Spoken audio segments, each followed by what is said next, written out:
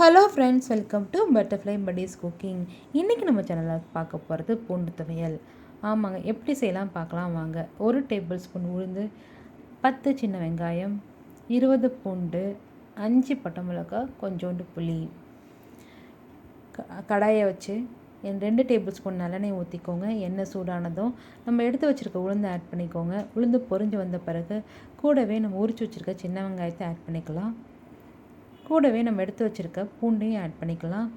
எல்லாத்தையும் போட்டு நல்லா வதக்க ஆரம்பிக்கலாம். எல்லாம் நல்லா வதங்கி பொன்னிறமாக வர வரைக்கும் வதக்கிட்டே இருக்கலாம். ஓரளவுக்கு வதங்கி வந்த பிறகு நம்ம எடுத்து வச்சுருக்க பட்டை மிளகாவை இதில் ஆட் பண்ணிக்கலாம். அதையும் சேர்த்து வதக்க ஆரம்பிக்கலாம்.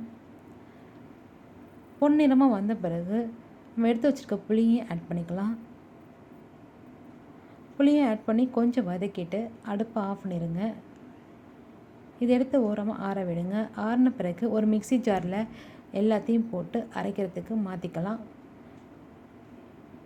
எல்லாத்தையும் போட்டுட்டு இது கூட 1 டேபிள் ஸ்பூன் உப்பையும் ஆட் பண்ணிக்கலாம். கூடவே 1 டேபிள் ஸ்பூன் சில்லி பவுடரையும் ஆட் பண்ணிக்கிறோம். காரத்துக்காக நாங்கள் ஆட் பண்ணிக்கிறோம். இது எல்லாத்தையும் நல்லா நைஸாக அரைச்சி எடுத்துக்கலாம். இப்போ சட்னியை தாளிக்க ஒரு கடாயில் 2 டேபிள் ஸ்பூன் நல்லெண்ணெயை விட்டு கடுகு போட்டுக்கலாம்.